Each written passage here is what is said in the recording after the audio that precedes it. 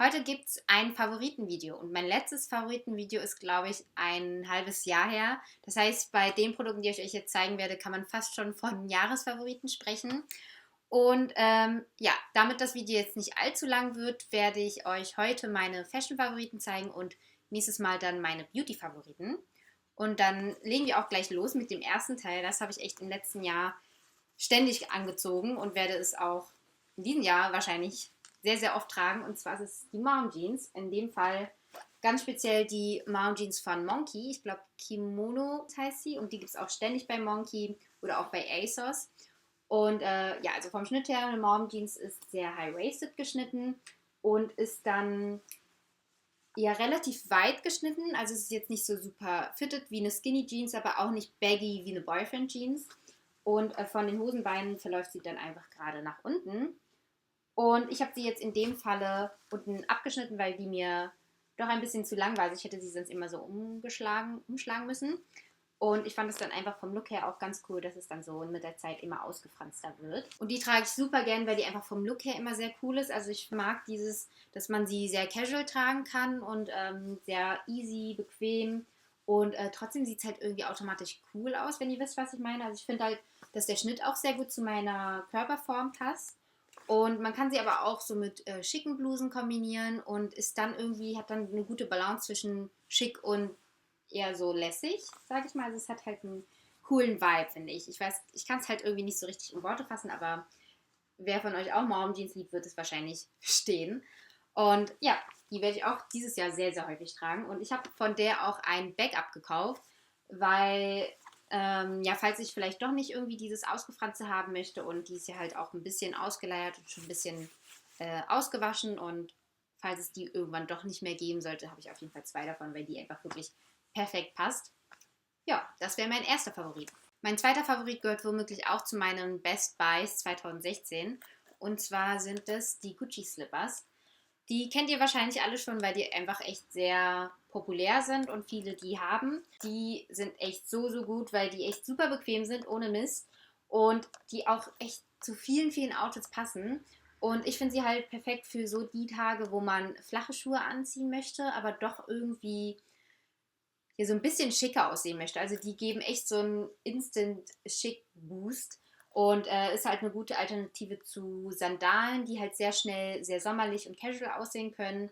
Oder eben Ballerinas, die dann doch irgendwie sehr mädchenhaft sind und die sind halt super cool einfach vom Look her und perfekt für mich, weil ich halt hinten bei geschlossenen Schuhen immer sehr oft ähm, ja, Blasen bekomme und hier, weil die offen sind, ist das kein Problem. Was hier bei denen aber am meisten irgendwie umstritten ist, wann man diese Slippers trägt, also in welchen Temperaturen. Also ich hatte sie mal an bei so 15 bis 17 Grad und hatte dann schon so Kommentare von wegen, oh, das wäre mir viel zu kalt und so, aber das ist eigentlich wirklich das ideale Wetter für solche Schuhe, weil die halt vorne geschlossen sind und 15 bis 17 Grad ist halt echt nicht kalt.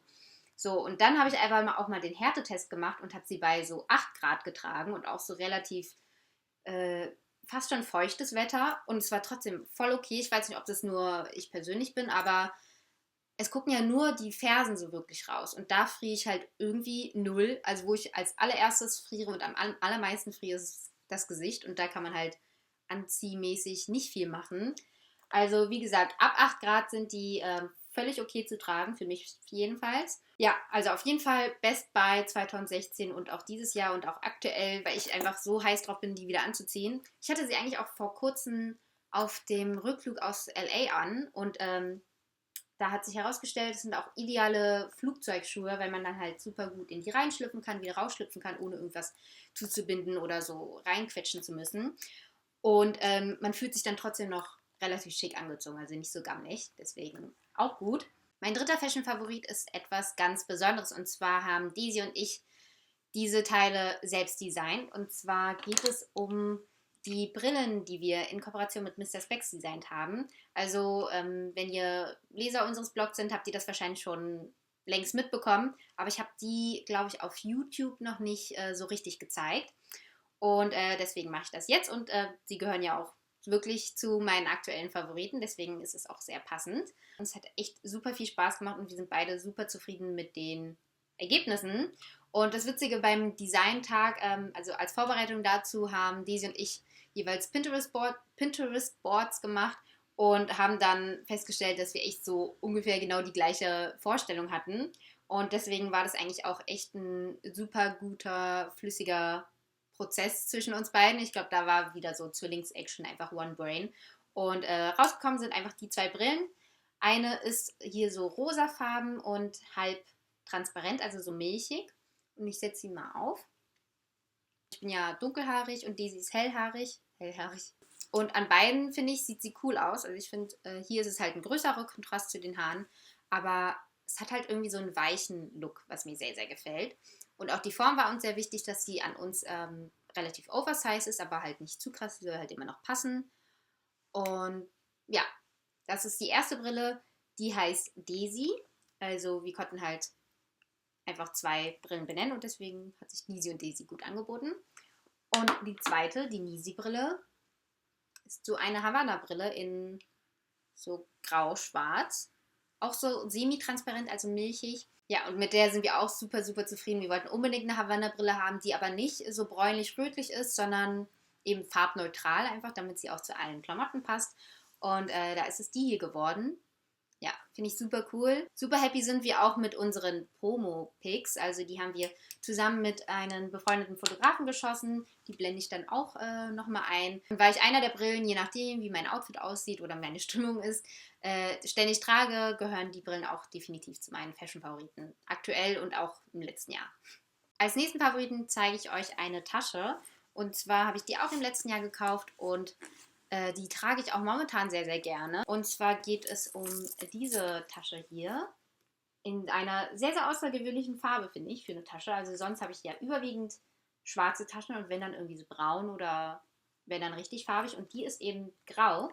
Das ist die Hava Bag von, oder Hava, ich weiß nicht genau, von Proenza Scola.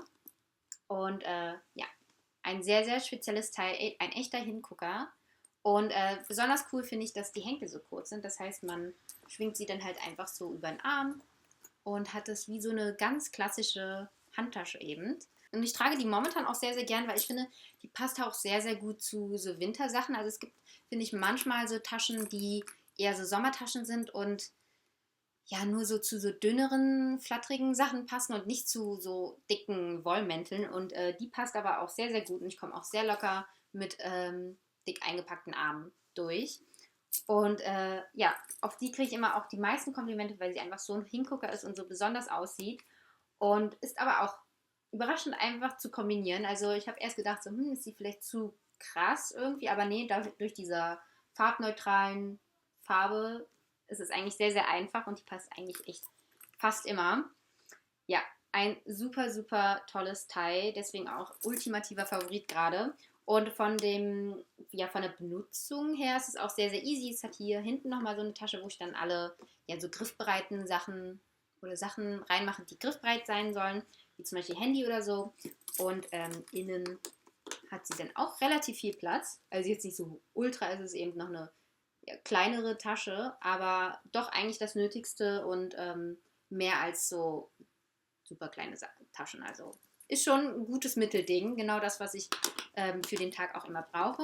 Und da es eine Designertasche ist, ist sie halt leider nicht sehr günstig. Aber ich konnte eigentlich in letzter Zeit beobachten, dass es viele weiße Taschen zu kaufen gibt. Also auch bei so High-Street-Ketten. Und deswegen werde ich euch dazu mal so ein paar Alternativen verlinken, weil ich finde, dass der Look von so hellen Taschen eigentlich auch echt mal sehr, sehr cool ist und einfach so ein bisschen erfrischend. Deswegen könnte es halt dennoch auch interessant sein, auch wenn man nicht in eine Designertasche investieren möchte oder kann. 4 Favoriten habe ich euch gezeigt, folgt noch ein allerletzter Favorit und zwar ist das die Baskenmütze. Die Baskenmütze jetzt generell oder auch hier in der Form, wie ich sie habe, mit so ein paar Nietendetails, die das Ganze noch so ein bisschen, na, nicht extravagant, aber schon ein bisschen besonderer macht als die ganz, ganz klassische. Aber momentan finde ich Baskenmützen generell irgendwie sehr, sehr cool. Also es hat halt dieses süße Französische an sich und es ist halt einfach nochmal ja, so eine schöne Mützenvariante, auf die ich, auf dessen Geschmack ich momentan gekommen bin. Sagt man das so? Und ich setze sie euch jetzt mal auf, setze sie mir für euch mal auf. So, ja. so sieht sie aus. Ist jetzt echt ein bisschen schwierig mit dem Pony. Normalerweise mache ich den dann so ein bisschen mehr aus dem Gesicht. Es drückt ja schon ein bisschen runter, den Pony. Ja, aber ich finde den Look super süß. Ist halt echt mal was anderes und ich habe halt momentan einfach keine Lust gehabt auf diese normalen Strickmützen, Mommelmützen und das ist halt eben so eine Chic-Variante und die dann halt auch nochmal so ein bisschen so ein spannendes Detail in so ein Outfit bringt. Und ja, es gibt auch momentan viel, viel häufiger Baskenmützen zu kaufen. Also ich habe jetzt bei And Other Stories welche gesehen, ganz, ganz normal, aber auch in so einem coolen Blush, so Rosé-Farben. Und ja, egal. Irgendwelche, die ich finde, werde ich euch dann verlinken, aber Baskenmützen gibt es eigentlich ja auch mehr oder weniger überall. Und ja, einfach aktueller, sehr, sehr neuer Favorit von mir, aber den ich euch unbedingt zeigen wollte. Ja, weil das ist, bringt den einen oder anderen vielleicht auch auf die Idee, ich könnte mal meine Baskenmütze mal wieder rausholen. Alles kommt immer mal wieder, ne? So viel dazu. Ja, und das war's auch. Das waren meine aktuellen und auch Langzeit-Fashion-Favoriten. Ich hoffe, das Video hat euch gefallen und konnte euch so ein bisschen inspirieren. Und dann würde ich sagen, wir sehen uns beim nächsten Mal, dann beim Beauty-Favoriten-Video. Tschüss!